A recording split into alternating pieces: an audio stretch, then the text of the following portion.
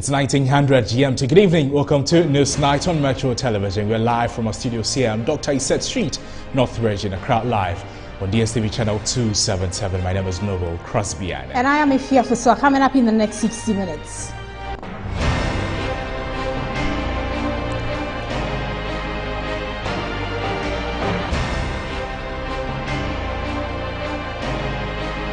Member of Parliament for Medina warns Ghana's bilateral relations with its development partners will be severely affected should a proposed LGBTQI+ bill be passed. We'll bring you a fierce debate by activists on the bill. Also in this bulletin, Ghana's delegation to the ECOWAS Parliament hint the country's laws will be reviewed to allow Nigerians in the retail business, a move being strongly opposed by the Ghana Union of Traders Association. And in sports, Tokyo Olympics officially begin under specter of pandemic, with the Ghana team making prominent appearance at the opening ceremony.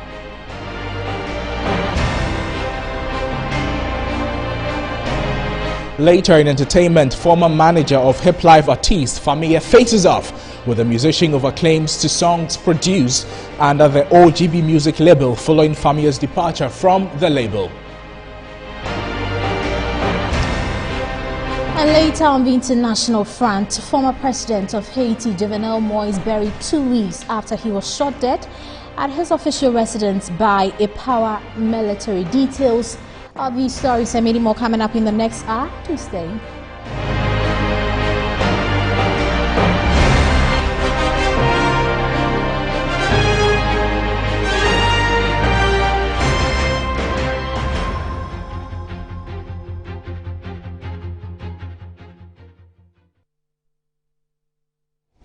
You're welcome to the program. Our first story. A new anti-LGBTQ+ bill cited by Metro News will see corporates face a jail term of up to 10 years depending on the crime if passed in its current state. Now, before we bring you a report on the new bill, let's take you back to June 29 in Parliament when some MPs gathered to pray against LGBTQI+ activities and also hear from one of the campaigners of the bipartisan private members bill, Sam George, and also the Speaker of the House at the meeting. Our traditional religions, Christianity, Islam, are all religions that preach love and peace. And that is what this bill does. This bill does not preach hate. It preaches the saving love of our Savior to all those who are in need. This bill looks to criminalize not just the activity, but the promotion, advocacy, funding of homosexuality in all of its forms. And so it will become criminal upon the successful passage of this bill into law for anybody to produce any promotional material, any TV station to show content that supports it, anybody who wants to provide funding for LGBTQ activities and those engaged in the activities. This bill doesn't just end there. It goes ahead to segment those who are engaged in LGBTQ. We've established clearly that homosexuality is not a human right. It is a lifestyle choice. And so we respect the human right of practitioners of homosexuality to get a free and fair trial. However, their sexual orientation and choices cannot be deemed to be a human right, and this is in consonance with the 1992 Constitution of Ghana. We have spoken with one voice that we don't want anything to do with whatever terms they add, because there's still no end yet. We cannot be threatened in our homes. This must be stated loud and clear to those who have come to do business in Ghana, those who represent their countries and think that they are right. We also represent our country. And they can never dictate to us as to how to live or not to live in this world. And I'm very clear in my mind that this House, the Parliament of Ghana, will pass this bill The 36-paged bill dubbed Promotion of Proper Human Sexual Rights and Ghanaian Family Values Bill 2021 is yet to be sent to Parliament for consideration in order to criminalize the act. There's more in the following report. Details of the yet-to-be-passed bill reveals individuals of the same sex who engage in sexual intercourse are liable on summary conviction to a fine of not less than 750 penalty unit and not more than 5,000 penalty unit, or to a term of imprisonment of not less than 3 years and not more than 5 years, or both. This encompasses any person who holds out as a lesbian, a gay, a transgender, a transsexual, a queer, a pansexual, an ally, a non-binary, or any other sexual or gender identity that is contrary to the binary categories of male and female. Anti-LGBT+ legislators had earlier hinted at ongoing deliberations on a document to render the group's promotion and advocacy illegal. Ningo Prampram legislator Sam George and 7 other members of parliament, including the MPP's John Intim Fajo, drafted the bill, which they are seeking to introduce in the House as a private member's bill for the necessary approval. On 29 June 2021, they symbolically submitted a copy of the draft bill to the Speaker, Abang Bawin, for his review at a meeting of the Parliamentary Christian Fellowship. The Speaker is expected to create a window on the floor of the House to allow the MPs to formally move their private members' bill soon. But portions of the draft which hit the internet on Thursday has reignited a conversation about its nature and scope, with many impugning potentially far-reaching human rights violations, including that of allies. It proposed that a person who, by use of media, technological platform, technological account, or any other means produces, procures, market, broadcasts, disseminate, publishes, or distribute a material for purposes of promoting an activity prohibited under the bill, or a reason or a person uses an electronic device, the internet service, a film, or any other device capable of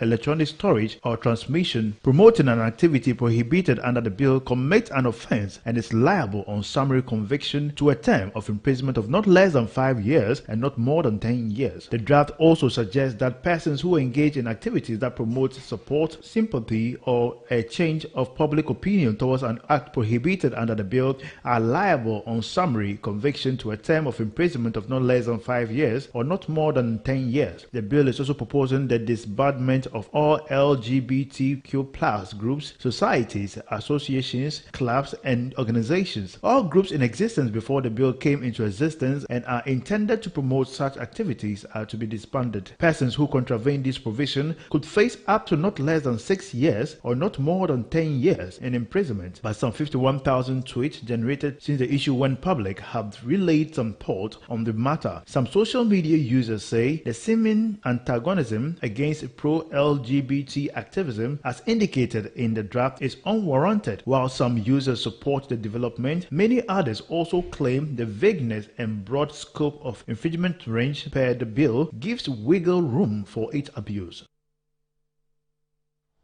Well, the Member of Parliament for Medina constituency, Francis Sosus, told Metro News that the introduction of the LGBTQI bill to Parliament for consideration will bring sanity and finality to the practice which most Ghanaians consider alien to our culture. He is, however, warning of serious international consequences as Ghana's bilateral relations with its development partners will be severely bruised.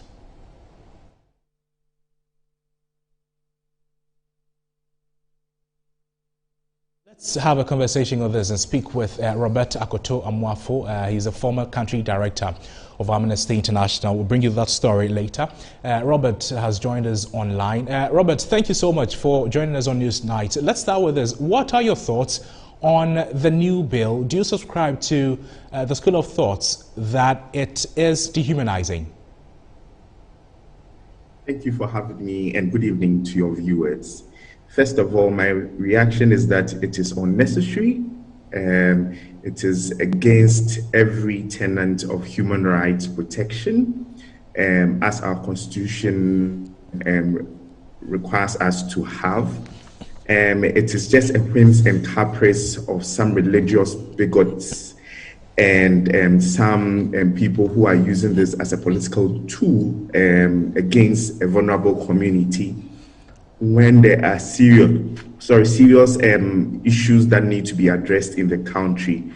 They try to focus on issues that would inflame passions unnecessarily. And I think that it is not necessary. If we want to protect LGBT people, there are laws that can protect people. If we believe that people are demonically possessed or ill, there are ways to look at them than give them imprisonment and fines that are unnecessary for private acts of people. Robert, the long debate is how to reconcile upholding the cultural values of the nation while also ensuring that these people's rights are equally protected. How do we strike the balance in a situation as this? Every cultural value that we are aware of, and our constitution also talk about, that are harmful and that are supposed to be prohibited. So any activity or action that is harmful even to another person is not supposed to be encouraged. I'm yet to see anywhere that these people who are proposing this law are able to frantically show that by two consenting adults having sex in the privacy of their home, where the government is not allowed to be at the night or whatever time they want to have it in their rooms, concerns other people who are supposed to be making laws and preaching to us to look at our lives and become better people than we have now. So for me, that is my concern, that people may say it's their culture, but we are not all the same. And people may have grown as adults to realize that these cultures do not serve them, and therefore they may not be abiding by them. And maybe people have grown out of all sorts of things. So why would one group of people decide that this is our culture and therefore we want everybody to go by it, when there is no proof that this harms anybody in the process?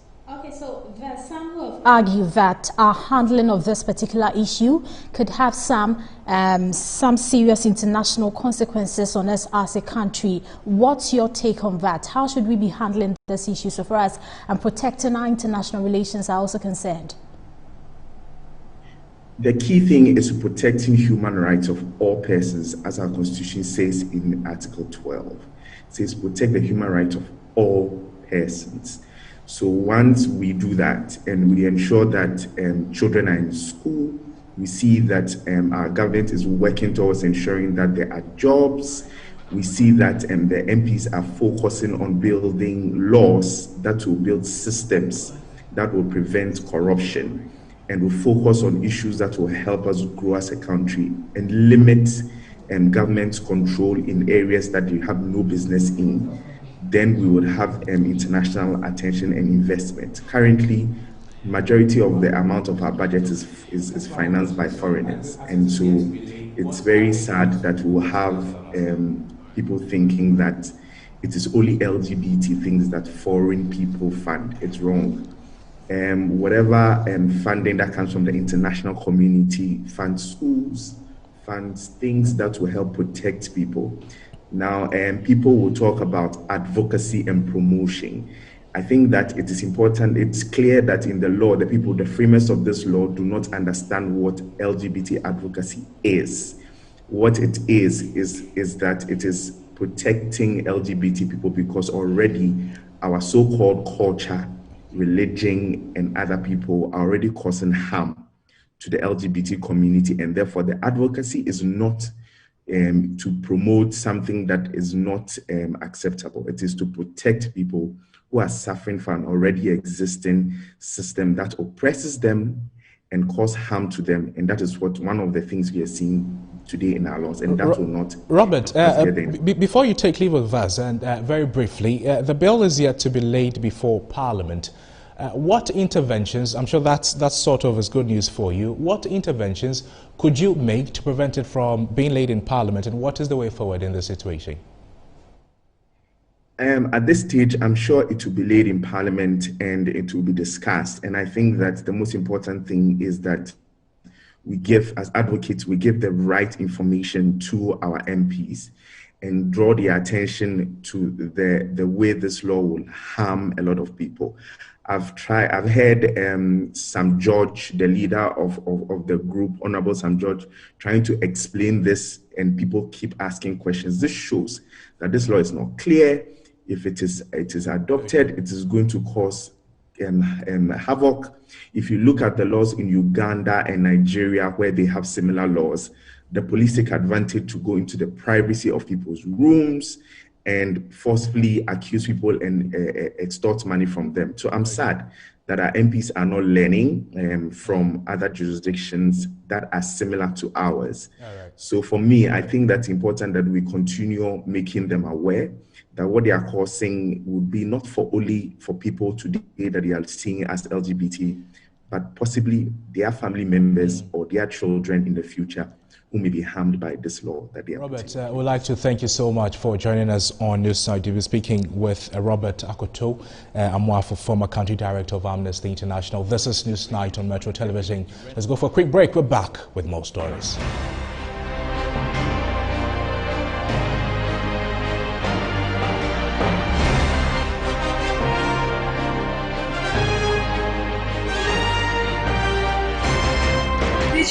Cloth handkerchief gets dirty and wet after wiping your sweat or blowing your nose with it.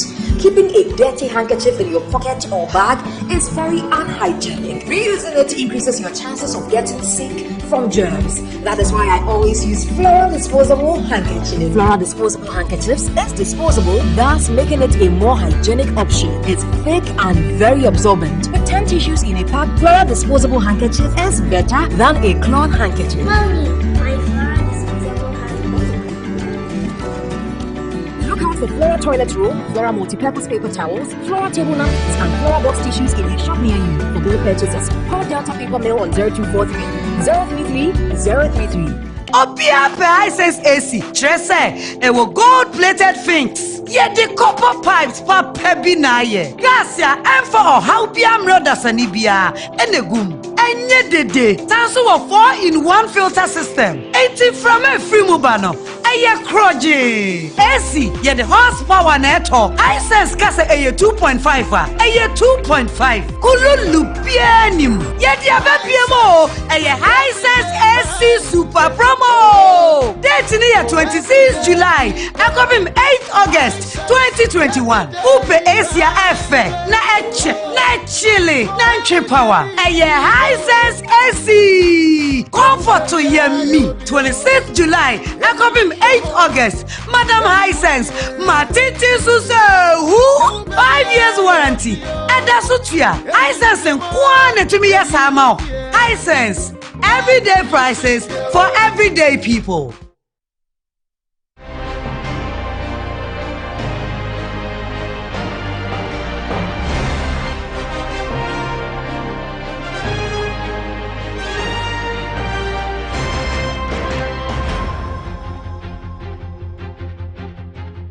You're welcome back to Newsnight on Metro Television. Let's bring you more stories now. A member of the National Coalition for Proper Human Sexual Rights and Family Values, Dr. Samuel Ofori Owona, and a board member of the LGBTQ+ Rights Ghana, Rosalind Mode, had a clash over a fresh LGBT+ bill yet to be laid before Parliament. The bill, if passed in its current state, will see culprits face a jail term of up to 10 years depending on the crime. The two struck to very extreme positions during an interview earlier on Metro News. Whereas Rosalind Mode says the bill is dehumanizing, Dr. Samuel Ofori disagrees and tags LGBTQ+ as demonic, which needs to be addressed. Take a listen. What we have put down is for protection of the LGBTQ people. We have a comprehensive program. We are not interested in destroying lives. They are brothers and sisters. We know this thing has been there from way back in secondary school. In fact, this thing dates back as far back as Sodom and Gomorrah. We are aware. What they are looking for is legitimacy. They want this thing to be approved as a human right. They went to Strasbourg International Court for Human Rights in 2016-2017. 47 international judges were assigned to address the matter. All of them voted unanimously against this thing that it cannot be a human right, and they added that they have no right to impose it on any nation. This bill reeks of hatred, pure hatred, bigotry, intolerance. It is, like somebody said, dehumanizing, and it reeks of neo-colonization. If anything at all, it is the National Coalition for Proper Human Sexual Rights, in quotes, and family values that have been the ones seeking far-right extremist hate groups, known extremist hate groups from the US and other parts of the world to come and bring their rhetoric here, exporting their hate and bigotry here in Ghana, and imposing their religious ideas and interpretations onto other people. I'm passionate about the matter. Please, stop it. That's how I get angry. Stop it. Because I sat down and listened to all you were saying. No, you didn't. You can't behave yourself that way. Let's stop the discussion. This is the attitude of the homosexual. They are bullies. Right. If you don't know, they are bullies. They try to rape angels in the days. They try to right group. They try to rape angels. All right, Dr. Ona, hold on. And luckily to us, most of Africa has been able to come out of it. South Africa, Mozambique, countless countries. Some never even South had Africa is because of the whites there. All right. Not because of the whites there. We are not talking about white people. This is coming from a place of movement, and it's a place of faith or a place of bigotry. Now to an earlier story. The Member of Parliament for the Madina constituency, Francis Sosu, has told Metro News that the introduction of the LGBTQI bill to Parliament for consideration will bring sanity and finality to the practice which most Ghanaians consider alien to our culture. He is, however, warning of serious international consequences as Ghana's bilateral relations with its development partners will be severely bruised. This bill is definitely a bold attempt to try and create some sanity within that space, particularly when it's been on the table and government upon government have taken positions against it, and yet we at the legislature have not taken any definite position to do something about it. So for me, it's a bold step. It would have serious consequences. I can assure you this is going to have international consequences. It will affect funding in certain circumstances, in certain spheres or in certain quarters. It's going to affect certain types of donor funding. It is going to destroy certain relationships, friendly relationships. It most likely may destroy certain even bilateral relations. However, we have a choice to make, and I would rather be on this part at this time of history in Ghana than be on the other side. Thank you. Miho, some Ghanaians have been sharing their views on the proposed bill. They have been speaking to my colleague Zoe Anita O'Day. Take a listen. Yeah, and lesbianism, we know they like. Muslim, Christianity, we know they like for Ghana here. If they catch you there, they for jail you, like 20 years safe. Yes, I'm in support of the first part of the bill that talks about them being jailed when caught in the act. However, my question to that is that when you look at the way our prisons are, we don't really even train. The prisoners hardly go for serious training when they are in jail. If you jail them, I think they should be given some sort of psychological help such that when they come out after the 10 years, they will not be easily influenced to go back into the act. The move for our leaders is we back them concerning the lesbianism and then homosexual, and a bill that come to pass to abolish or whoever conduct, involved in serving such act should be imprisoned. 10 years for corporate, my personal view is that that's even on the low. This is a no-no. Why would anybody want to relate with the man on man, woman on... It's complete nonsense, isn't it? This is my personal opinion. If we accept these kind of things, I think animals are better than us. So I respect everyone, the freedom of everyone, but there is a limit for everything.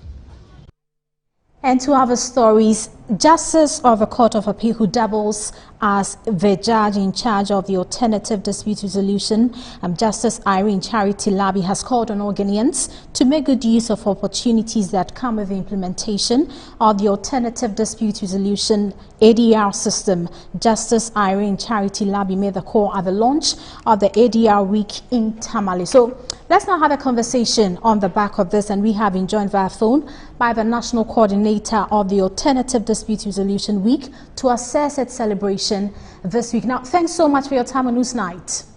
What's your assessment of the ADR week? What were your key objectives and have they been realized? Thank you very much. Yes, I think that per the assessment we have made at the close of the week, we were able to carry out all the activities that were set out for the week. The first being the mass settlement of cases in the ADR courts. Feedback we had is that all the courts, made cases available for mediators. We also were expected to carry out capacity building for judges in the Upper East and the Northern region. That was also carried out. There were also refresher programs for mediators in these two regions, as well as capacity enhancement for staff of the judicial service. All these things, by the grace of God, have been successfully carried out, and participants actually were refreshed, and we look forward for enhanced performance going forward. Now, calls for people to resort to ADR so far as resolving their disputes have heightened in the past days. Would you say, what in your assessment, how would you rate resorting? Would you say that we're having more Ghanaians resorting to the ADR system as compared to before? Yes. So how would you rate it then? As we keep indicating, we have since 2005 been interacting with Ghanaians, and the program does not seem to be new any longer. We only emphasizing the importance of the program. And so the rate is very high. It's in the region of between 48 and 50. I see. Okay, so what other measures do you intend to put in place to even make it increase more? Please come again. I'm asking, what other measures do you intend to put in place to ensure that more people resort to ADR? Well, the interventions are that the courts involved in ADR will do regular sensitization of court users. Judges also have the ADR program as a tool for case management. In our case management conferences, pre-trial sessions, and even in other processes of the court, ADR has been incorporated by the rules of the court. And so today, if you find yourself in the court system, one way or the other, you will encounter ADR being an option for a disputant. All right, thanks so much for speaking to us on Newsnight. We have been engaging the National Coordinator of the Alternative Dispute Resolution Week, Alex Neto. You're live on Newsnight on Metro Television. We go for a break and we're back shortly with more. Do stay.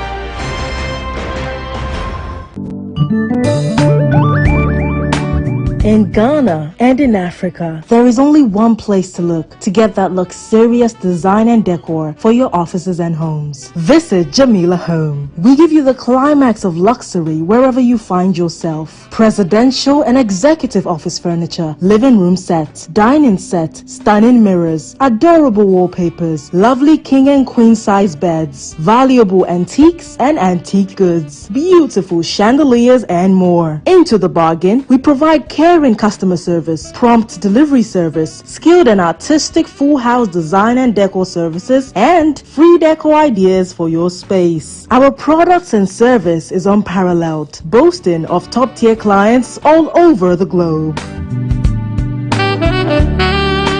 Jamila Home, home of first-class quality furniture, beautiful chandeliers, and antiques. The search for a reliable partner in dealing with your U-turn bus needs has been made easier and convenient with SA Automobile. SA Automobile, formerly U-turn Ghana Limited, has been in the business of offering quality U-turn product and services at competitive rates. At SA Automobile, our team of expert staff, management, engineers, and mechanics professionally deal in the sale of U-turn buses, genuine spare parts, its repairs and maintenance at a highly effective workshop with remarkable speed. We also have available the sale of Camel car batteries, Weichai and Kia spare parts, Zonton coaches and light-duty vehicles for everyday movement. Contact us on 020-000-0831 or 054-555-7500. You can also email us info@saautomobilegh.com or visit our website at www.saautomobilegh.com. SA Automobile, the pleasure of doing business with you is all ours.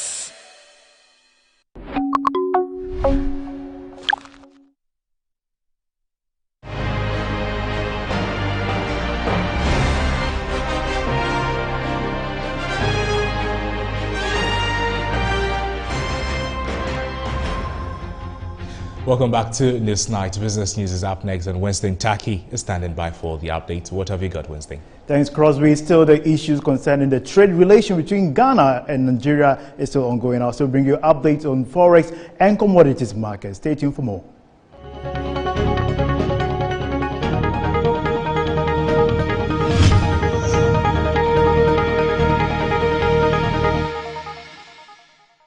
Let's head off with Ghana's delegation to the ECOWAS Parliament has reiterated a submission by the Speaker of Parliament that Ghana's law would not be reviewed to allow Nigerians in the retail business to end the old age feud between Ghana and Nigeria. Speaking to the media ahead of the delocalized ECOWAS meeting next week at Widiba, leader of Ghana's delegation to the South Regional Parliament, Alexander Afenyo-Marken, stated all unfair trade practices in both Ghana and Nigeria must end. Has created a lot of problems between us and Nigeria, and I believe that, as Right Honorable Speaker raised it, it's something that we need to look at it critically. I can say so, and then see how we can create a level playing field. But don't forget that Nigeria took a decision on importation of rice because they also identified a loophole that Benin had a relaxed system that allows rice to get into their market and other commodities, and they were spending so much in the agriculture sector to help grow the local rice economy. They noticed that yes, there is a free market for all, somebody can trade here and there. However, because people were taking advantage of the low tariffs, they would bring it to the Nigerian market, and the economy was collapsing in the area of rice production. What did they do? They took remedial step, and it's worked for them. So we may have to specifically look at how we are affected, and if there is any trading, any imbalance in terms of resource availability, in terms of the laws, we can specifically deal with it. And this issue of Ghana-Nigeria matter, ends once and for all. They are big brothers. We've worked together. This whole ECOWAS thing, it was really championed initially by Ghana and Nigeria. We played critical role. Ghana contributes a lot to ECOWAS. Nigeria does a lot. So I believe that we can do better than we've done so far. Now, moving on, the Minister of Trade and Industry has given an assurance that the Commander Sugar Factory will be operational before the year ends. According to him, operational difficulties are being resolved to enable a smooth takeoff. Addressing Parliament, the Minister said a strategic investor, Park Agrotech Ghana Limited, has been approved by Cabinet to help revive the factory. Working with the transaction advisors, the Ministry has painstakingly worked through these various requirements and requests from the strategic partner. And as part of these arrangements, Park Agrotech has applied for and has been granted 1D1F status by the Ministry.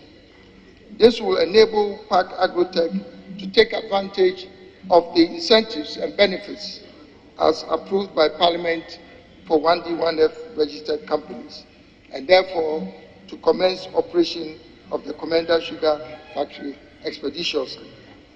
Mr. Speaker, I have instructed the transaction advisor and Park Agrotech to ensure that the conditions precedent to the concession agreement and the roadmap for the opening of the factory is finalized by the end of August this year to enable operational activities at the factory commence before the end of the year.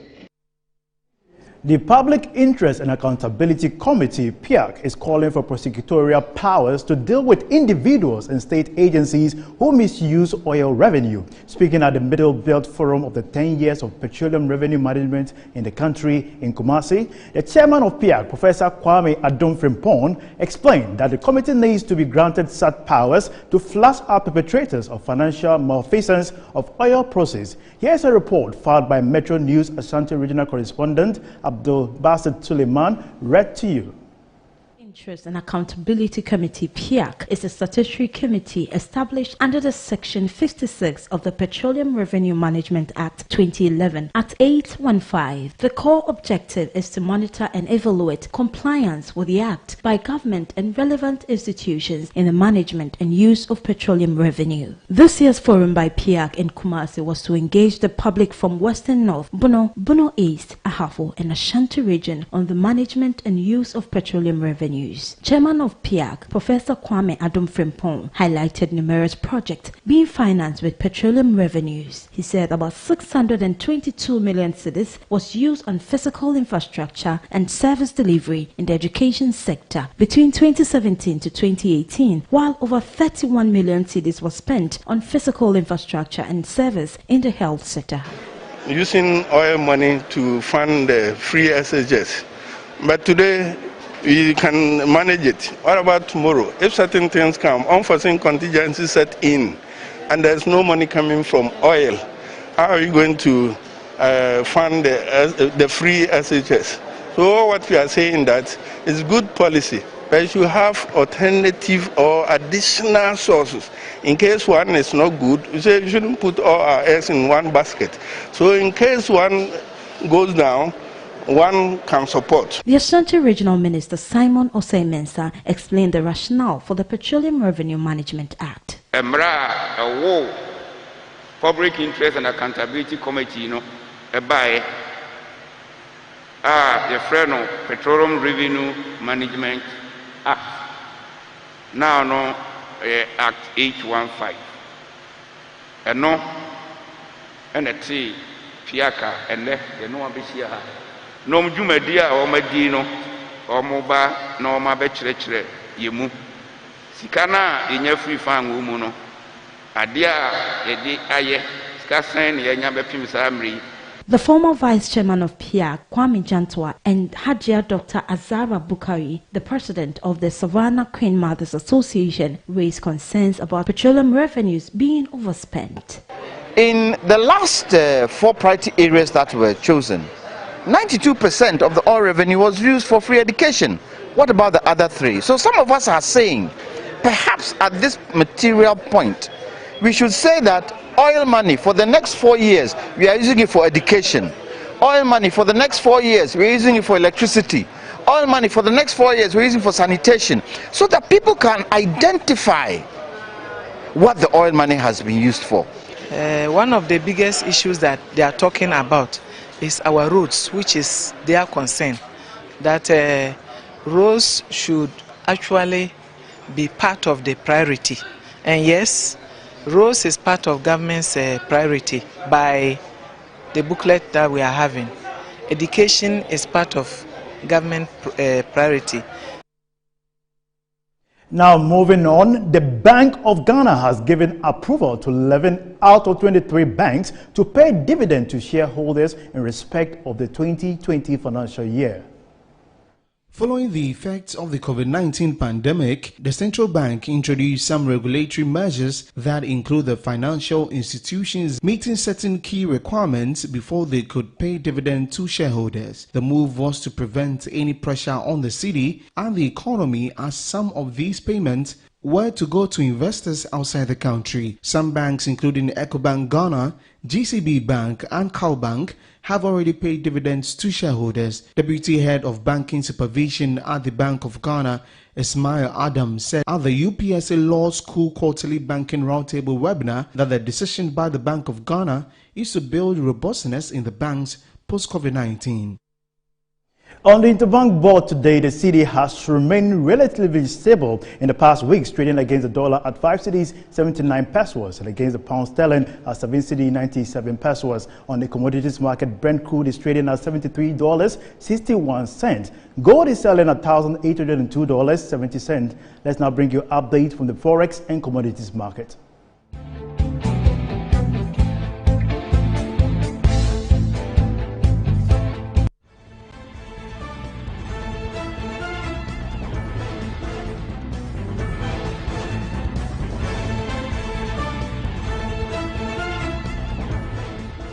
That's it for business here on Newsnight. My name is Winston Taki. Ifya and Crosby is standing by for the rest of the bulletin. Winston, thanks so much for bringing us business updates as usual. We go for a break and we are back shortly with the latest in sports with Phil John Corti. Please stay.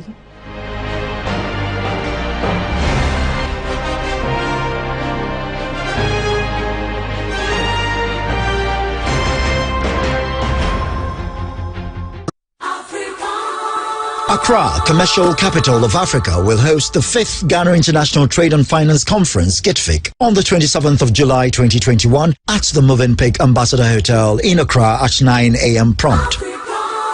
This year's theme is Facilitating Trade and Trade Finance in AFCFTA, the role of the financial services sector. The event will host continental dignitaries including AU Commissioner for Trade, Industry and Mining, the Governor of the Central Bank of Ghana, the Governor of the Central Bank of Francophone West Africa, the Governor of the Central Bank of Francophone Central Africa, Director General of WAMI, ECOWAS Bank for Investment and Development, the African Development Bank, Ghana's Commissioner for Insurance and several others within the trade and finance space of Africa's economies. The 5th International Conference will be opened by His Excellency Dr. Mahamadou Bawumia, Vice President of the Republic of Ghana, and moderated by Mr. Prince Moses, General Manager, Asasi Radio. Critical and urgent continental issues on the Pan-African payment and settlement system within the AFCFTA and others will be discussed with apt solutions to influence regional and continental policies. Proudly sponsored by the Bank of Africa, the Bank of Ghana, GIZ Support Project for the AFCFTA and Asasi Radio. Visit www.gitfic.com to learn more and stay tuned in to Asasi Radio for more updates.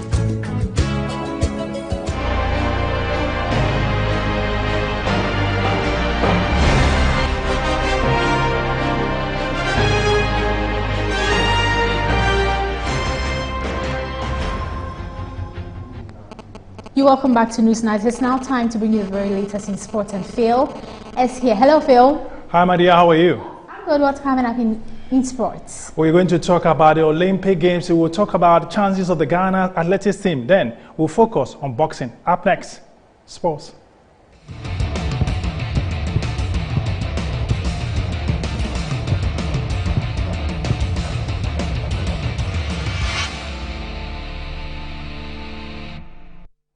Welcome back. My name is Phil John Quarty. The 2020 Olympic Games opening ceremony has been held in Tokyo, Japan, without the usual fanfare. Japanese tennis star Naomi Osaka lighted Olympic flame.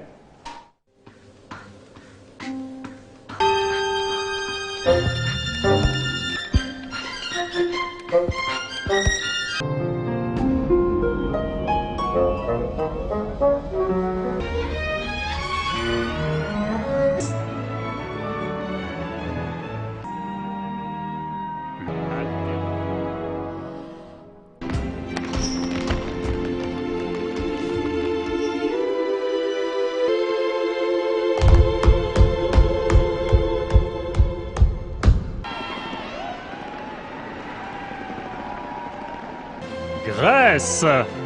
Greece! ギリシャアメリカ合衆国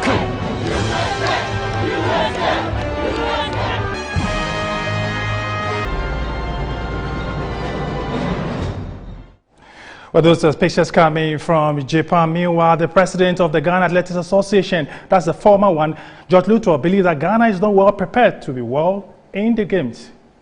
The usual story is no, we have not prepared enough. I've been watching Nigeria, Kenya, and they started long ago. We did not have the national trials in this country, Olympic trials, we didn't have any. You know, and we have, as usual, we have not prepared enough. We have not prepared enough. And you see, one athlete, I remember Aziz Zakari telling me, we don't prepare, last minute you give us money, and he said, go and win gold medal. We are not prepared. If you don't prepare well, you will fall out in the heats. You will not do well. You know. Well, just before we wrap up the sports segment, let's focus on boxing and the presidents of the Central and Western region of the Ghana Boxing Federation. James Chinto Walker has called on the new executives of the Ghana Boxing to focus on the regional outreach program. Overwhelmed the way things went on successfully. I thought maybe there will be some sort of things that will maybe mar the beauty of the. It has been centered only Greater Accra, and that is my problem. Peter was the guy who was helping the regions. So I'm expecting these people to come and continue, because the whole thing is said that if you don't put a proper structure on the ground, boxing will never develop. Because for the past 40 to 50 years, you have never seen any boxing going on in the regions. They all talk about boxing in Accra. So I have decided to make sure I organize or establish boxing clubs at the community level, communities. Because when you get the box clubs, you can establish boxing league for them. The league too will be taking place every. Chinto Walker talking about the regional outreach program of the Ghana Boxing Authority. That's it for sports. My name is Phil John Quarty. Harriet is standing by for Showbiz. Harriet. Thank you, Johnny. It's time for entertainment news on News Night. There's more after this.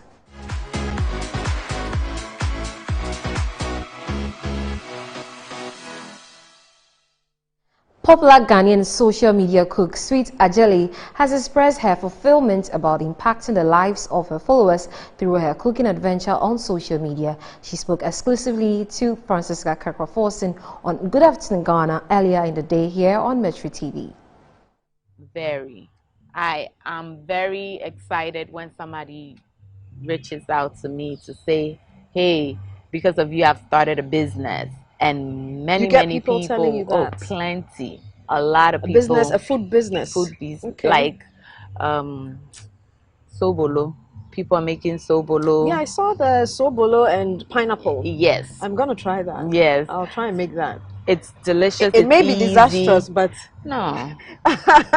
Once you soak it overnight, it's just ready.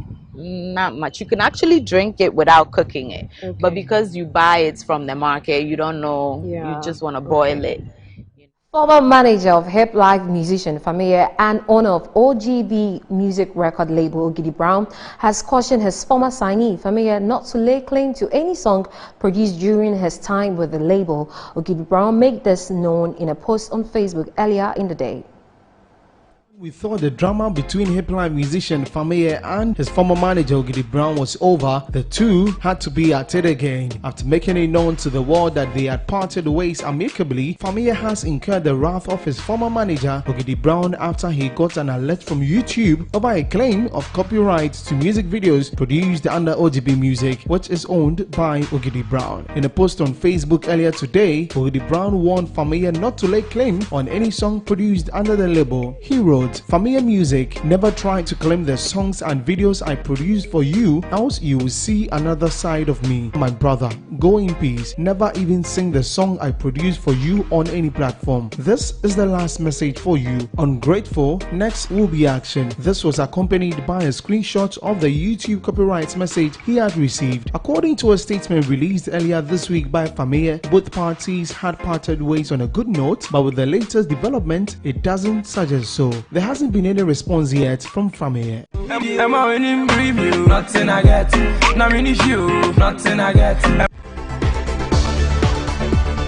That's it for entertainment news. My name is Harriet Taddy. But before I move over to Crosby and Efia, go to YouTube, go to Facebook. Make sure you watch all of our videos, like, subscribe, and share as well. Over to you, Efia and Crosby. Harriet, thanks so much for bringing us entertainment. Is now news from across the Ghanaian border.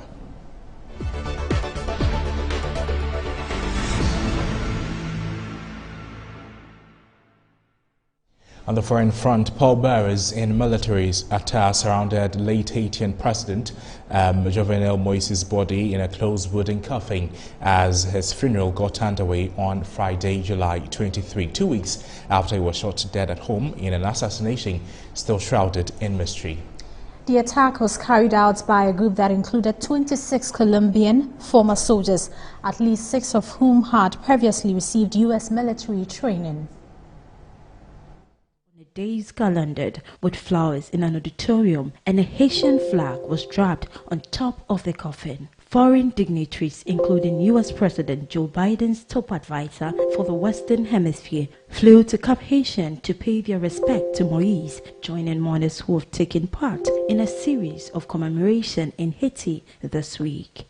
Moise was gunned down in his home in Port-au-Prince on July 7, certain of a new political crisis in the Caribbean country that has struggled with poverty, lawlessness, and instability. The assassination was a reminder of the ongoing influence foreign actors have in the poorest country in the Western Hemisphere, despite its becoming Latin America and the Caribbean first independent state at the start of the 19th century. The attack was carried out by a group that included 26 Colombian former soldiers, at least 6 of whom had previously received U.S. military training. Haitian Americans were also among the accused. And on that rather sad note, we end tonight's edition of Newsnight on Metro Television. But before we go, a recap of our top stories.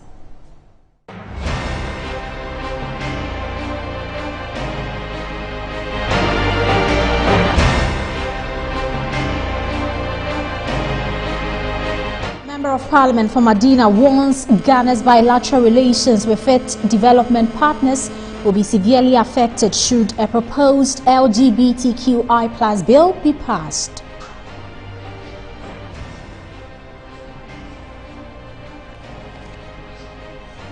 Ghana's delegation to the ECOWAS Parliament hint the country's laws will be reviewed to allow Nigerians in the retail business, a move being strongly opposed by the Ghana Union of Traders Association. We also took you to Tokyo as the Olympics officially begin under a specter of pandemic, with the Ghana team making prominent appearance at the opening ceremony.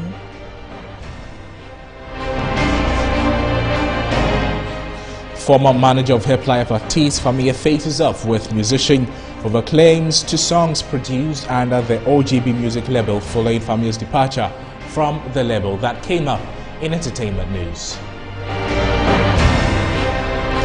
And on the international front, former president of Haiti, Jovenel Moise, has been buried 2 weeks after he was shot dead at his official residence by a paramilitary.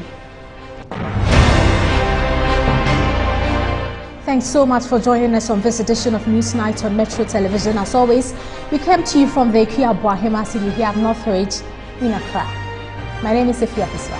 My name is Noble Crosby Ann, and it's Friday. Enjoy your weekend.